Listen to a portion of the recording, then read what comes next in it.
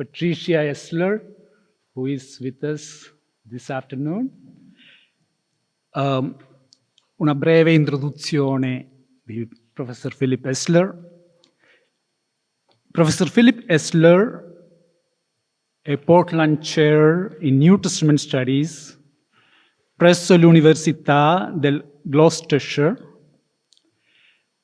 del 1971 al 77 studia letteratura inglese, filologia greca e giurisprudenza presso l'Università di Sydney.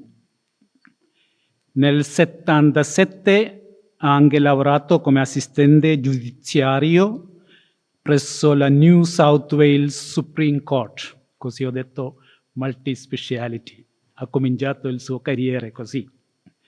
Dal 78 all'81 ha esercitato la professione di avvocato, perfezionando contestualmente lo studio dell'ebraico presso l'Università di Sydney. Nell'81 si è trasferito al Magdalen College di Oxford per intraprendere uno dottorato in Nuovo Testamento che ha completato nell'84. Nell'87 la sua tesi è stata pubblicata a Cambridge con il titolo Community and Gospel in Luke Acts, The Social and Political Motivations of Lucan Theology.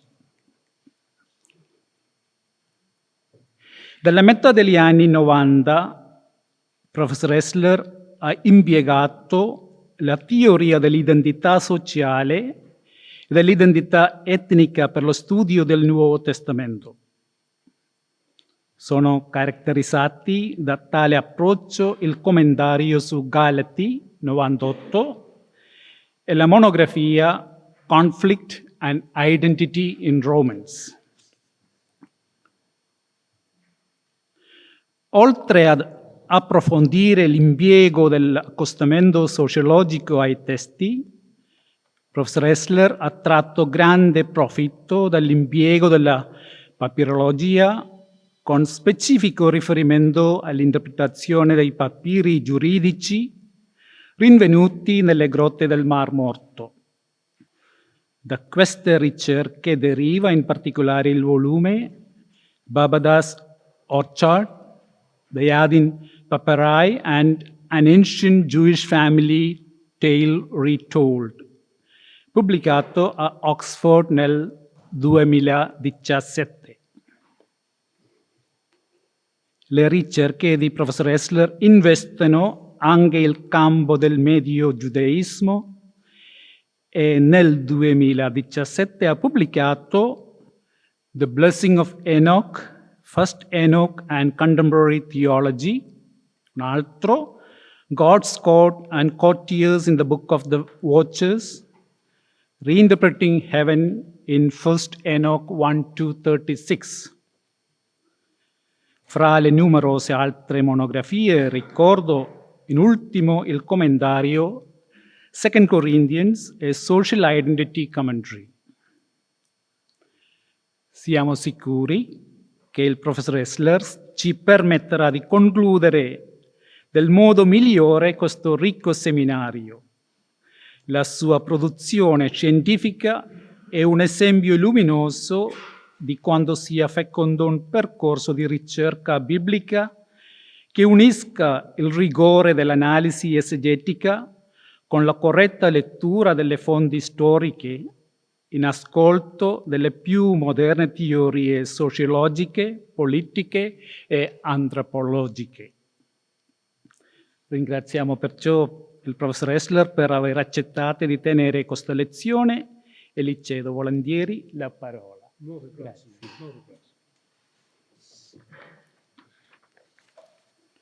Sono venuto. Okay. Sono venuto in Europa per la prima volta nel 1973 all'età di 21 anni appena completo il mio terzo anno all'Università di Sydney.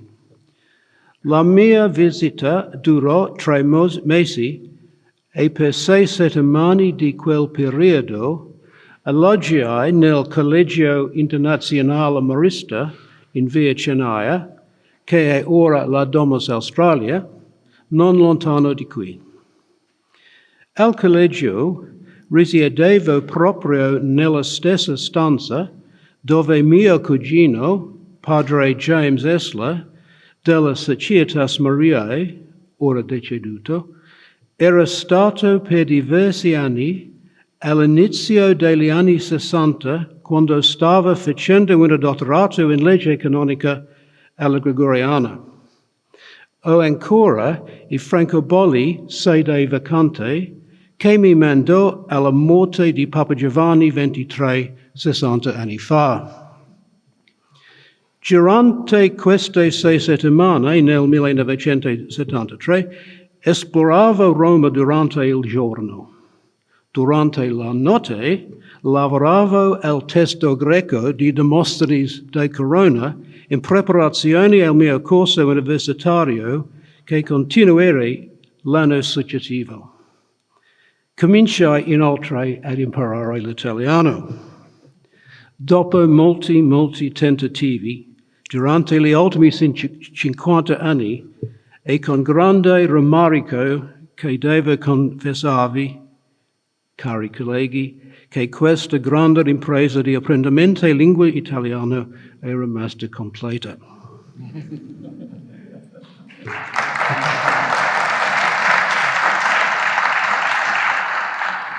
Spero allora mi scuserete per la mia presentazione fatta in inglese.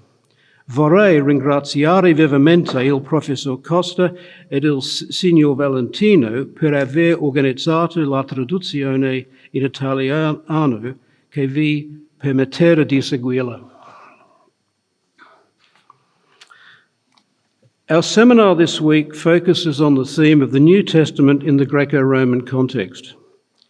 Implied in this theme is one of the foundational insights of historical biblical interpretation, that understanding what the various texts of the New Testament and the ideas they contain meant to their authors and first audiences is somehow conditioned by the realities of the Greco-Roman world in which they appeared.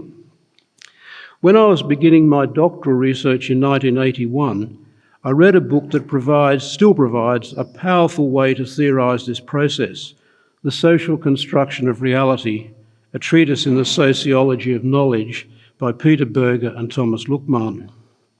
This work outlines how ideas have social foundations, which then act back upon society, with the relationship between the two always dialectical. A central focus was the idea of legitimation, the sum of processes by which a social institution is explained and justified to its members, especially in the second generation. These insights, although posed at a high level of generality, have an abiding relevance for the historical interpretation of the New Testament. Reading a text in its original context entails a detailed and local application of the sociology of knowledge. The importance of the process cannot be understated, and it deserves a brief examination. When we look at the words on a page of a document from the past, even if we understand the language in which they are written, we need to know more than that to comprehend what meaning they originally conveyed. This is because those words derive their meaning from the culture, material and immaterial, of their author and his or her intended audience addressees. The material dimensions of culture may not cause us too much trouble, as the relevant objects and structures may be known to us from our archaeology or art, or even because they still exist today, like common tools, methods of cooking and making clothes, ploughs drawn by beasts of burden, and so on. But the immaterial dimensions of culture are another thing entirely. For here we enter the realms of norms and values, social relationships, beliefs about the cosmos, political institutions, and so on. The research by anthropologists over the last century or so has amply revealed the limitless configurations of issues like these to be found among human populations around the world.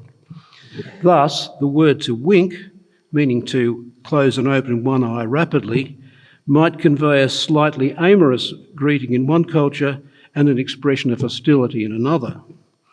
When we live in cultures separated from the 1st century CE Greco-Roman context by forces such as the Enlightenment, the rise of science, Romanticism, the Industrial Revolution, 2 world wars, the Cold War, the computer age, and so on, there is a great risk that our chances of understanding that ancient context will be greatly diminished.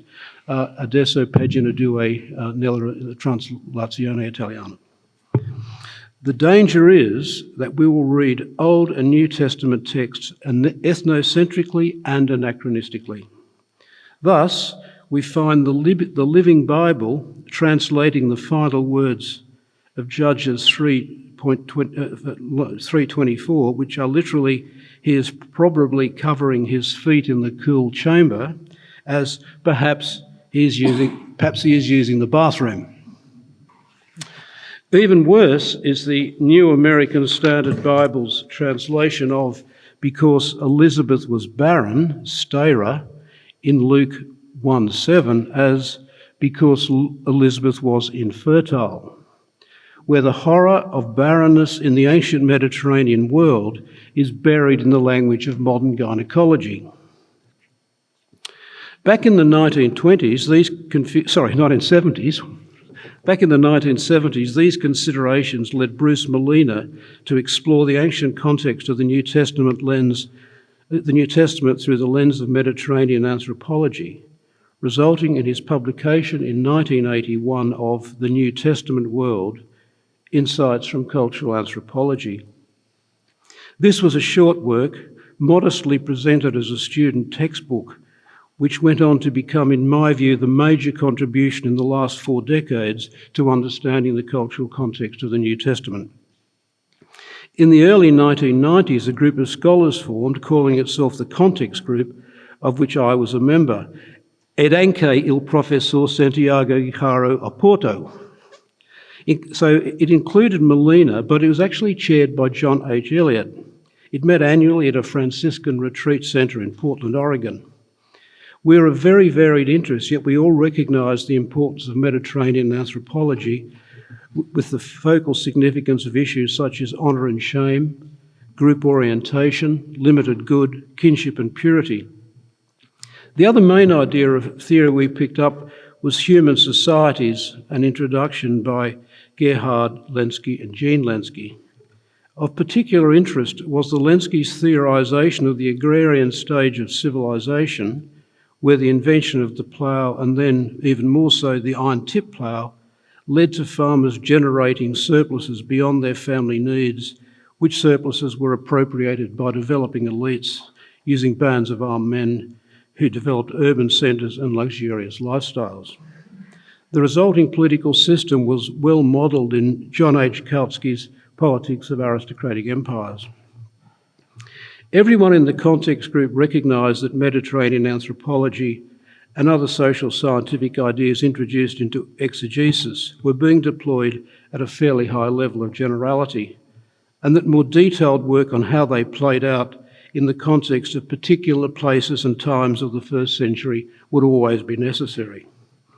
That is why we welcome the fresh investigations of Greco-Roman inscriptions and Egyptian papyri that were coming into vogue.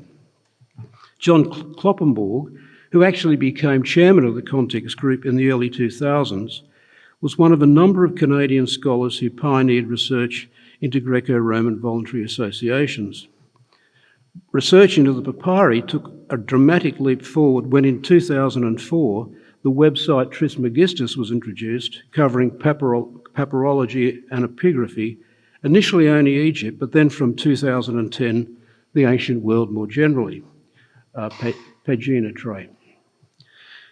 Beginning in 2006-2007, most of the papyri became available on the papyri info website with its invaluable search function. One of the great advantages of these resources is that microhistory has become a much easier undertaking than ever before.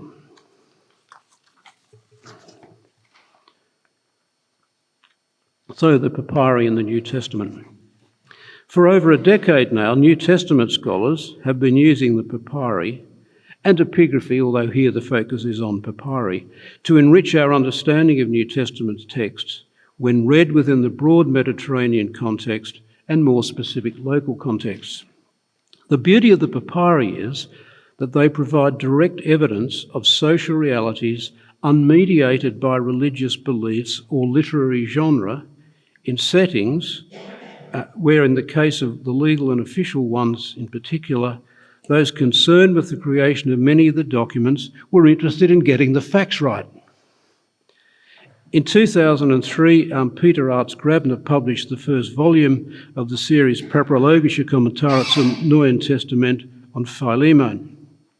We now have commentaries in that series on 1 and 2 Corinthians in 2006 and 2014, and 2 Thessalonians in 2010. In 2011, Sabine Heubner published a very good and a bit more general work, Papyri and the Social World of the New Testament. One of the features of the use of papyri in New Testament research has been the overwhelming focus upon Egyptian papyri. This emphasis can be seen in Heubner's book just mentioned. There are good reasons for this. So many thousands of papyri have survived in Egypt that there are now examples of virtually every type of the very wide range of documents used by the administrations and populations of Roman Egypt.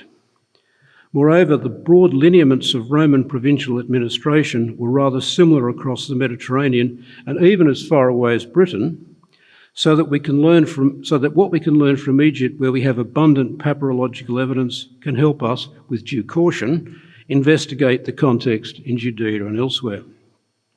Finally, some cultural patterns, for example relating to marriage, appear to have featured in Egypt and in other places such as Nabatea, which became the Roman province of Arabia in 106 CE. Nevertheless, for certain parts of the New Testament, especially the Gospels, the Acts and James, the broad context referred to, whether the texts were written there or not, was Judea. Anything we can learn specifically about that context is to be welcomed. Traditionally, we have relied on works like those of Josephus or the Roman historians that operate on the macro-historical level. Also invaluable is archaeology, which has revolutionised our understanding of Galilee and Jerusalem in the last few decades. Pagina 4. The scrolls from Qumran also brought new understanding of Judean religious and social practices, but largely lacking from the discussion, with a few exceptions, for example Richard Borkham, have been numerous legal papyri that were found in wadis running into the western side of the Dead Sea in the 1950s and 1960s. It is submitted that in any New Testament research, where the Judean context is relevant and assistance is sought from the papyri, those found in the Dead Sea area should be our first port of call, and only should we then utilise Egyptian materials. So the discovery and character of the Dead Sea legal papyri. The Dead Sea legal papyri initially came to light in the early 1950s. Excavations began in caves in Wadi Murabayat in 1952. In addition, in the early 1950s, Bedouin began bringing papyri alleged to have come from Wadi Sayal into what later was called the Rockefeller Museum in Jerusalem. 5 of these documents proved to be in Nabatean Aramaic, one of which was published by Father Starkey with admirable and unusual celerity in 1954. This process stimulated a scientific search by Israeli archaeologists of caves, all the caves if they find them, near the Dead Sea. This led to the major discoveries by Yigal Yardin and his team at a cave in Nachal Hever in 1961. These included letters from Bar Kokhba, leading the cave to be called the Cave of Letters, and legal documents belonging to Babatha, 35 of them in a leather satchel hidden carefully in a crevice in the cave floor, 3 Hebrew legal papyri hidden in the same crevice, and other documents mainly connected with a woman from Babatha's hometown called Salome Kamoise. The discovery on the floor of of this cave of documents alleged to have come from Wadi Sayal some years before has led to the widely accepted view that all of the latter originated in this cave in Nakhal Hever. Nearly all of these papyri are now available in 4 editions. The documents from Urabat were published by Father Benoit in 1961. The Greek documents from Babatha's archive were published by Naftali Lewis in 1989. The remaining documents discovered by Yardeni in the Cave of Letters, including Babatha's 30 documents in Nabatean Aramaic and Judean Aramaic, and the 3 legal papyri in Hebrew, were not published until 2003. In the meantime, all the documents that the Bedouin had brought to the Rockefeller Museum in the early 1950s, excluding the 5 written in Aramaic, in Nabatean Aramaic, were published by Hannah Cotton and Adi Yardeni in 1997. So they're basically all available. Cotton and Yardeni also usefully included a number of legal documents allegedly found in Cave 4 in Qumran, but probably from another cave, perhaps the Cave of Letters.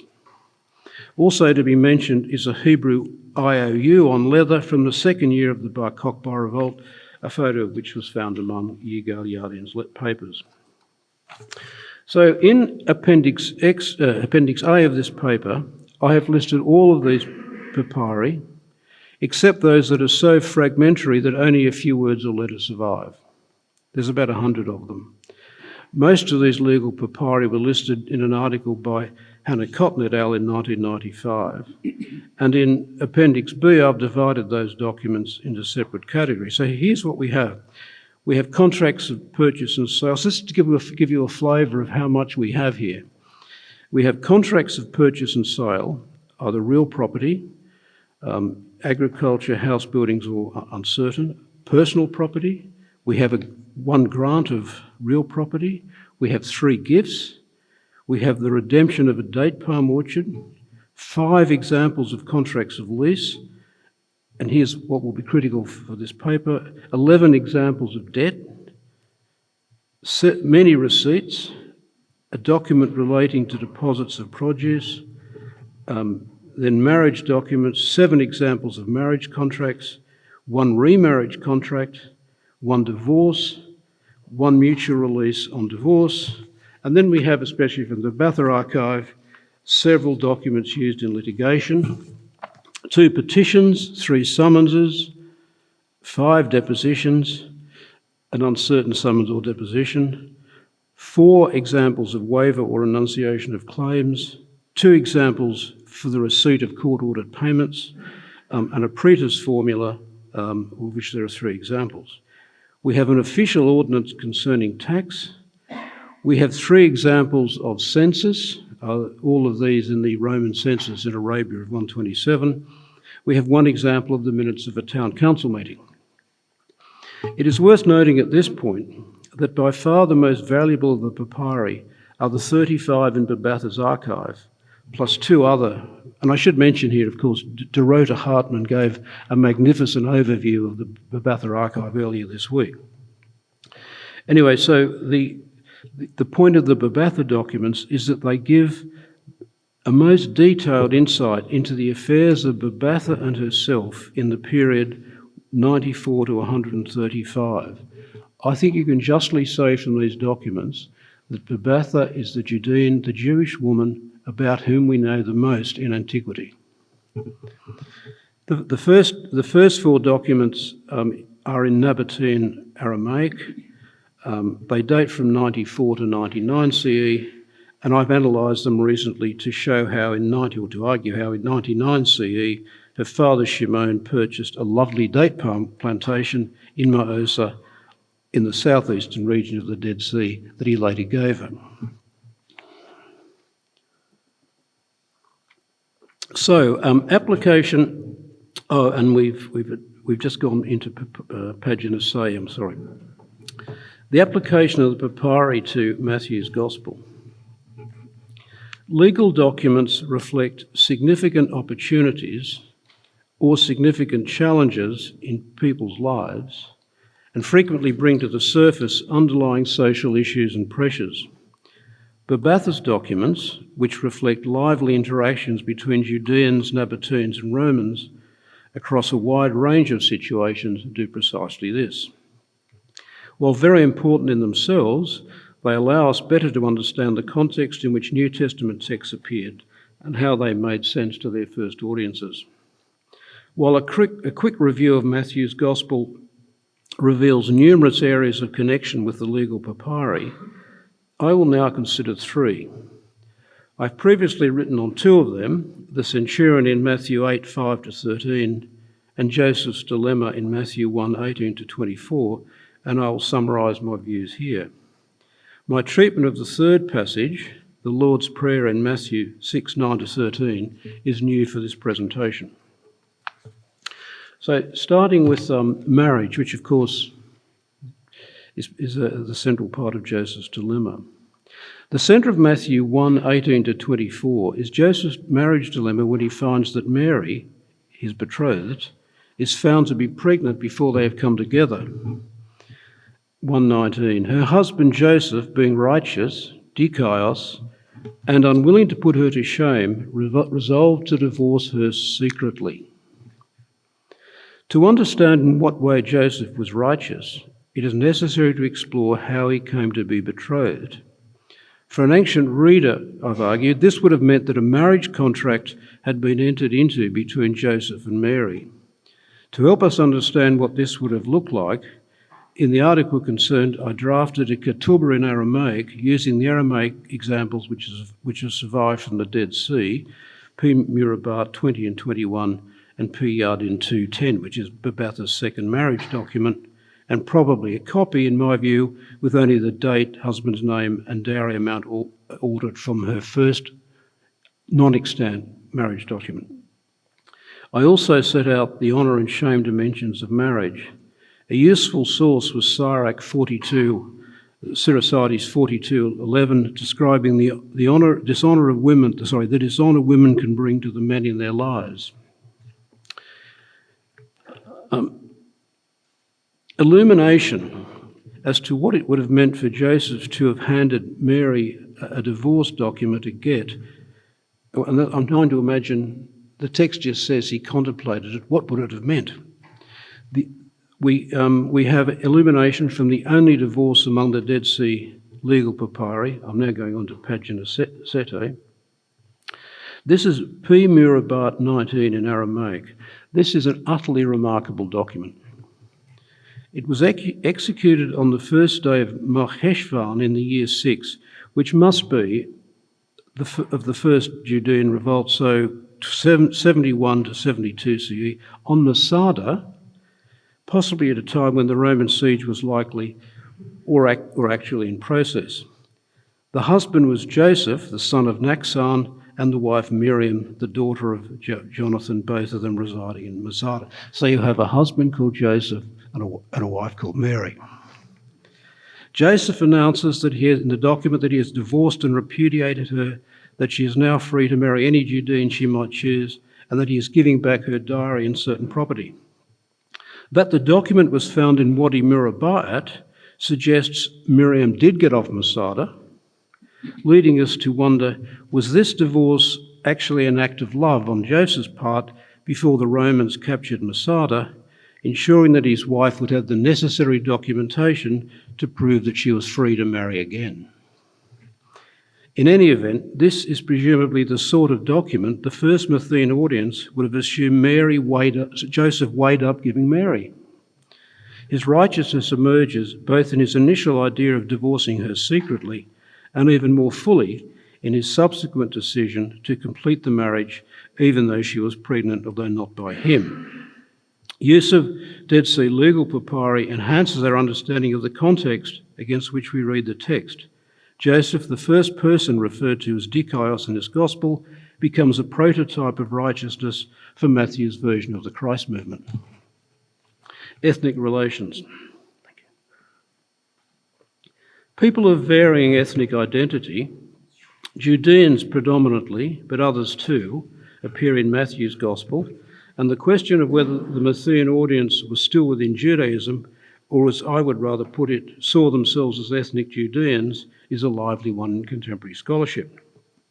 My own particular view of the matter, the foundation of which is beyond the scope of this article, is that Matthew's Gospel was written for a group or collection of similar groups of Christ followers who were composed predominantly of Judeans, but who had admitted to their communities non-Judean members and were engaging in the mixed table fellowship of the one loaf and the one cup of the Lord's Supper with them. In this context, Jesus' interactions with non-Judeans in Matthew 2:1-12, 8:5-13, and 15:21-28 deserve close investigation. Jesus' encounter with the centurion of Capernaum is exceptionally interesting because one of the Dead Sea legal papyri, Piyad in 111, is a document in Greek that records a loan in the sum of 60 denarii of Tyrian silver executed on the 6th of May 124 CE. The debtor was a Judean, Judah son of Eleazar Cathusion, who around this time became Babatha's second husband. The real surprise is the identity of the lender, Megonius Valens, centurion of cohors primus miliaria Thracum in Ein Gedi. So here we have another interaction between a Roman soldier and a Judean man. The question that I was seeking to answer in my article on Matthew 8:5-13 is how would the Judean audience's knowledge of interactions between a Roman soldier and a Judean such as this have helped their interpretation of the way Jesus responds to the centurion of Capernaum? The broad issue is how the Roman Empire impacted on social life. In recent years, much scholarship has been directed to examining to what extent the status and claims of ancient empires, especially the Seleucid, Ptolemaic, and Roman empires, are subverted in Judean and Christ movement literature. This literature assumes a very negative view of ancient empires by the people subject to them. That view is fortified by the views of classicists like David Mattingly, who insist on paying due regard to the sinister side of Roman power. Yet there is counter-evidence to this negative view, and I think around this conference I've heard many things in this regard that please me, saying things may not be as negative as has been made out. Richard Alston, for example, has drawn attention to papyri from Egypt that deal with interactions between the population and the government and Roman army, the complexity of which rules out a uniformly negative view of Rome by the ordinary people. We have moved on to Pagina Otto sometime, but anyway. Of particular importance is that in Roman Egypt, centurions and even decurions were regularly petitioned for assistance by local civilians who were experiencing a range of problems. The evidence suggests, going back to the Babatha archive document, that a centurion like Megonius Valens would have had considerable funds in his peculium castrense, his little private money box. The interest rate he charged of 12% per annum was the maximum rate charged under Roman law, and there is no sign of anything unusual about this loan to Eleazar. He may well have been running something akin to a bank from whom local people could borrow. This material allows us to understand more deeply what is at stake in Matthew 8:5-13. A Roman centurion, someone possibly richer than anyone else in the immediate setting, who may have been providing rather expensive but much needed credit that came with the threat of foreclosure on properties for non-payment, someone well networked and who could have assisted them in difficult situations, is shown humbly requesting help from a Judean with no apparent wealth or status. Matthew 8:10-12 are the key verses in Jesus' interaction with the centurion. Truly I say to you, not even in Israel have I found such faith. I tell you, many will come from east and west and sit at table with Abraham, Isaac, and Jacob in the kingdom of heaven, while the sons of the kingdom will be thrown into the outer darkness. There they will weep and gnash their teeth. So the strength of the non-Judean's faith has forced Jesus to confront his ethnocentricity, seen in a number of places in this gospel. And what applies to Jesus must apply to other Christ followers. And if a centurion could live and act so contrary to Judean cultural expectations for someone like him, Judeans among the Christ followers by the Dead Sea, or in any other possible location for a Messian audience, should be willing to accept that any non-Judean could. So now we move on to, we're on to Pagina Nove, and we're doing debt in Matthew's Lord's Prayer.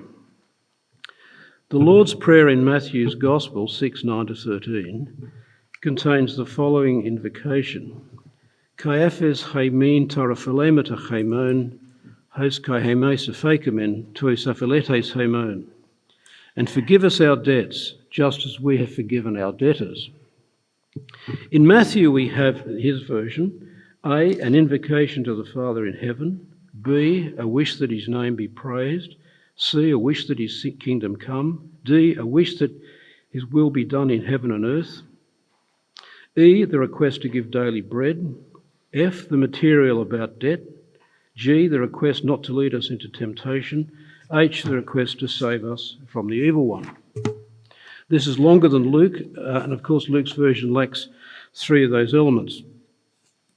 Before looking at the text in detail, and it is worth noting that in both Matthew's version of the Lord's Prayer and Luke's shorter version, this is the only part of the prayer that concerns relations between human beings.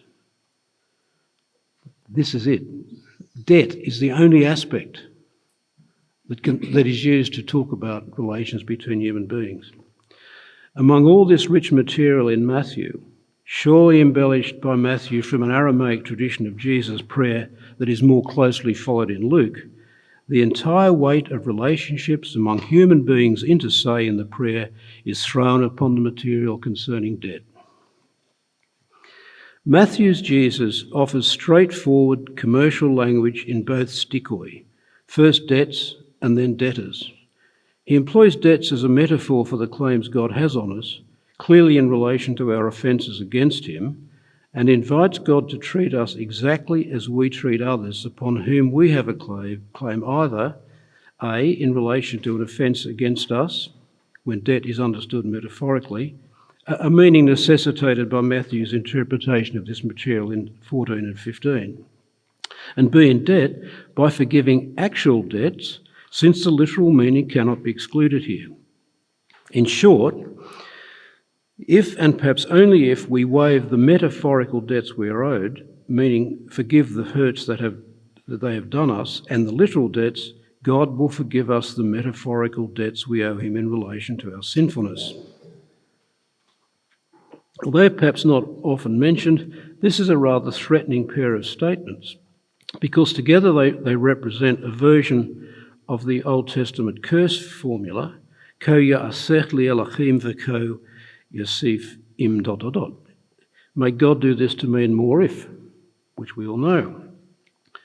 Luke lacks the metaphor in the first stikos, making explicit the reference to sins, kai aphes heimin hamartias haimon, and forgive us our sins.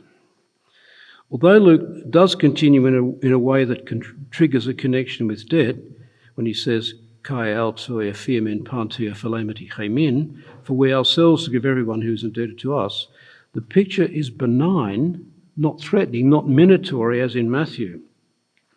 The Lucan Jesus envisages us asking God to reward us for behaving well, not inviting us to bring a divine curse down on our heads if we don't. Moreover, it is not easy to read the expression indebted to us in Luke in a literal manner, since it must be seen as related to his previous mention of sins. Doug Oakman, in his excellent book on the Lord's Prayer, has very plausibly suggested that the divergence in the first stikos, with Matthew offering debts and Luke offering sins, is to be explained by their mutual reliance on the Aramaic word chovah, which can mean debt or sin. As well as supporting the use by Matthew and Luke of an Aramaic saying source for Jesus' prayer, which is heavy evidence against the Luke used Matthew thesis, that Matthew should have opted for the meaning of debts is intensely interesting, for it indicates that Matthew thought it important to include a reference to debt rather than simply opting for the language of sinfulness. The vital role of the material on debt in Matthew 6:12, the prominence of the debt metaphor in this verse, and the quid pro quo with God in which it is embedded, invite us to search for contextual information to make sense of it. This is where the papyri come in, for they are the texts that give us the most direct access to the experience of debt in Judea at the time of Jesus and the composition of Matthew, whether inside or outside of Judea. Douglas Oakman in his book mentioned to good effect two examples of debt from Mirabat, but there are actually 11 acknowledgements of debt among the Dead Sea legal papyri, and I do want to look at them to give you the flavour of this stuff. In Mirabat 18, in Judean Aramaic from about 55, Zechariah, son of Johanan, has borrowed 20 denarii from Absalom, son of Hanin, with a 20% penalty for late payment, and if the loan is not repaid by the next sabbatical year, a right vested in Absalom to seize his possessions. No interest was charged. In Piyad 1, a wealthy Nabatean woman, Amadisi, daughter of Kaminu, has lent her husband, Mekimu, the very large sum of 150 selas or 600 denarii, which can be doubled in due course, on the security of a mortgage over all his property specified in great detail. The loan was probably to invest in land for date palm growing, and it was further secured by a guarantee from one Abad Amanhu, apparently Mekimu's business partner. Interest was charged at what is described as the local customary rate.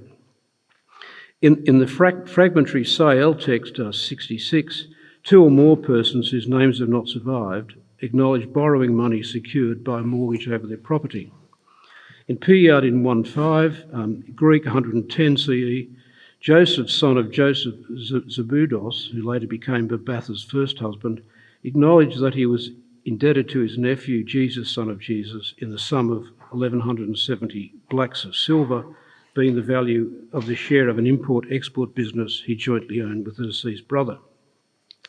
In Piyad in 11, which we've just seen, we have Judah borrowing money from the centurion, 60 denarii repayable in a year at an interest rate of 12% per annum. In Piyad in 117, Judah, son of Eleazar Carthesion, acknowledged a loan of 300 denarii from Babatha, his then wife, repayable to her on demand. In the event of repayment early, he was liable to repay the debt twofold in addition to damages, and he also mortgaged his property as security for the loan. No interest was chargeable, but the terms are onerous, and this is a loan from a wife to her husband. In Mirabat 22, a Hebrew text from 121, it appears that one or more persons has or have borrowed 50 denarii and the loan is secured over certain real estate. In the sale 49, written on a piece of leather, not by a professional scribe, Yehoshaphat, son of Hananiah, acknowledged borrowing 4 zuzin, 4 denarii, that's a little one, from Yehuda, son of Yehuda, repayable on demand and secured against the borrower's house and property. No interest was charged. And then the last of these ones I'm doing today is Mirabat 114. Someone acknowledges having borrowed Tyrian silver to the value of 12 status, equivalent to 48 denarii, and 2 denarii from someone else, repayable later that year with interest payable and secured by a mortgage on the borrower's present and future acquired property. So let's now think, and this is sort of the final section of where we're going with this, how these papyri help us to better contextualise and hence better understand the debt material in Matthew's Lord's Prayer.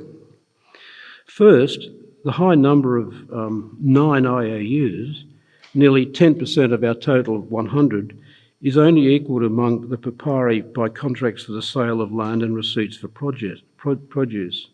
This testifies to the prevalence of debt in Judea and among Judeans in the town of Maosa, Babatha's birthplace in Nabatea. So in both, the documents come from both sides of the Dead Sea among the Judean and non-Judean population.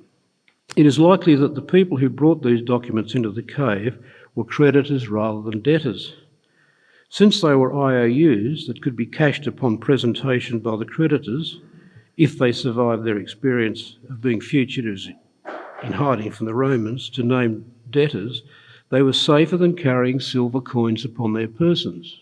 They could only be cashed by the creditor. Nevertheless, For every one of these documents, there was a debtor, whether he or she was in the cave or not. Secondly, even though two of the loans, those associated with the lucrative date palm farming PR'd in 1 and an export-import business PR'd in 11, are very perhaps uncharacteristically large. The other loans are for reasonably significant amounts in denarii or their equivalents, 20, 60, 300, 50, 50, the exception being the one where the loan was 4 denarii. To give a very rough sense of what these figures mean on the basis that 1 denarius was what agricultural workers received for a day's work, Matthew 21 to 16. In the UK at present, and this will vary of course depending where you come from, but in the UK at present, the average pay per day is about £135. So these 5 figures produce £2,700, £8,100, £40,500, £6,750 and £6,750. The exception is the loan of 4 zizin, or denarii equivalent, roughly equal to £540, but nevertheless still needed to be written in writing on leather. If a written IOU was used for a debt of 4 denarii, it is likely that even smaller ones would have been recorded in writing. It is likely that at any given time a significant sector of the population would have been marked down on pieces of leather or paper or papyrus as owing considerable numbers of money to a smaller number of other Judeans. This must have been a source of oppressive anxiety. Thirdly, no doubt compounding the anxiety was that all of these loans, even the smallest, were secured by mortgages over the borrower's property, real and personal, and in one case at least property owned at the time of the loan was signed or even acquired afterwards. There was limited protection against seizing a debtor's cloak from Exodus 22:26. Fourthly, except for PR'd in 11, where the money was lent by a Roman centurion, these were all loans among Judeans where no interest was levied in accordance with the law of Moses. Nevertheless, the loan documents reveal 3 mechanisms employed to circumvent this prohibition. A 20% penalty for late payment. B, repayment of the debt twofold, and C, damages. Fifthly, two of these loans were repayable on demand, PR'd in 117 and SAL 49. This must have been a very onerous provision in a rural context, since a debtor may have needed to take in the year's harvest to pay the loan, but the creditor, he borrows the money waiting for the harvest, but the creditor could demand repayment while the crop was still growing. These factors taken together point to a great disparity between creditor and debtor. The former has considerable liquid assets, while the latter does not have enough to carry on. The creditor is in a position to demand a written loan agreement, even for a comparatively small amount. For a debt of any size, the creditor can require payment of penalties and damages for late or non-payment and can also seize the debtor's property, real or personal. Creditors have sufficient power even to insert a covenant in the agreement mandating repayment of the loan on demand. Accordingly, the creditor is in an extremely favourable situation, a debtor in a notably unfavourable one. Consider then the petition of the Mathean Jesus in 6:12a, forgive us our debts. Addressed to God in heaven, the target domain, in the useful formulation of George Lakoff and Markov Johnson explaining metaphor, these words have a metaphorical connotation, since no one owes God's debts in the way just described. Yet that metaphorical connotation is conditioned or infused with meaning from the experience of indebtedness, from the source domain, in identifiable ways. For it is not easy to imagine a scenario in which a debtor would forgive a debtor his or her debt. Why activate the financial imbalance between yourself and the debtor by requiring a signed document, including onerous penalty and damages clauses? We're now on to pagina, including the right to seize the debtor's property in the event of late or non-payment, or even inserting the right of repayment on demand and then dispense with the whole arrangement by telling the debtor that there was no need to repay the loan. Such an invitation in this context is barely credible, and if it ever happened, must have been extremely rare. It would entail the retrospective conversion of a debt into a gift. Outside of the dramatic, ideal or actual society-wide arrangements of the sabbatical, Deuteronomy 15:2, or the Jubilee year, Leviticus 25, who would do such a thing? Well, but perhaps a king with immense resources, like the one imagined by the Messiah Jesus in Matthew 18:23-35. That sort of person conceivably might. Probably the forgiveness of debts, however, only occurred within a family context where generalised reciprocity, in the sense espoused by Marshal Salins, was meant to prevail. Although even here note that Babatha wanted a loan document heavily reinforced with protective clauses for her own husband. Yet when the Messiah Jesus urges us to ask the Father to forgive us our debts, he necessarily implies that the Father is such an entity who will act in a way closely analogous to such an improbable creditor. It presumes he will disregard the power differential between himself and human beings, especially as expressed in the blessings he has bestowed on us, overlook the way his relationship with us has been structured in terms of divine law, a law that we have breached, and treat us as owing him nothing. Yet that is precisely the kind of person that the petition in Matthew 6:12 assumes God is.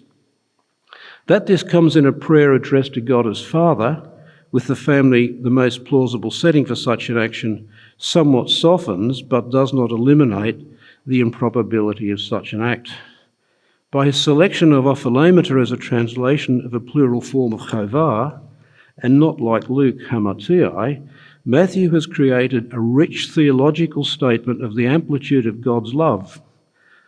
Luke lacks this dimension in his 6:4, and the contrast is stark. The power of loans to convey theological meaning in a metaphorical perspective flows from 12a into 12b. Matthew certainly assumed his audience would learn from 12a to understand that our debtors, quote unquote, must now include people who have wronged us in any way. That much is clear from his use of parapatomata, wrongdoing, offences, in his explanatory verses in 6:14-15. But once again, the power of the indebtedness metaphor is present. For although in spite of the benefits of one sort or another we may extend to our debtors, and in spite of our claim for some return, we are asked to lay all that aside and to follow God's example by replacing entitlement with gift, the gift of open-hearted acceptance of them. On the other hand, at the human-to-human level, it is impossible to eliminate the literal dimension to verse 6:12. There may be situations where forgiving a monetary loan will be necessary to satisfy this petition. Finally, the arguments above as to the importance of Matthew 6:12 in the Lord's Prayer as the only reference to relations among human beings and the threatening way in which it is couched are confirmed by Matthew's inclusions of verses 13-14. We're now onto the last page. For if you forgive people their offences, your heavenly Father will also forgive you. But if you do not forgive people, neither will your Father forgive your offences. Matthew, having previously used indebtedness in a metaphorical way to illustrate the immensity of love activated in forgiveness, can now express the message in plain terms.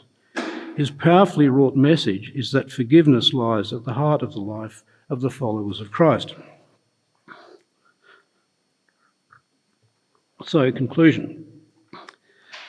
I hope that I have done enough to make the case that the Dead Sea legal papyri are a valuable resource in the interpretation of Matthew's Gospel in its ancient context. But they could also prove beneficial in understanding other sections of the New Testament, the Gospels, especially with their Judean setting. And every interpreter who comes to this task will probably find different aspects of the papyri that are relevant to the New Testament text suggested. Et ora concludere, cari colleghi. Se qualcuno chiede Perché dovremmo leggere i testi del Nuovo Testamento nel loro contesto antico? O chiede, più fondamentalmente, cosa può dare uno studio storico dettagliato di un testo biblico per ampliare la nostra conoscenza di Dio?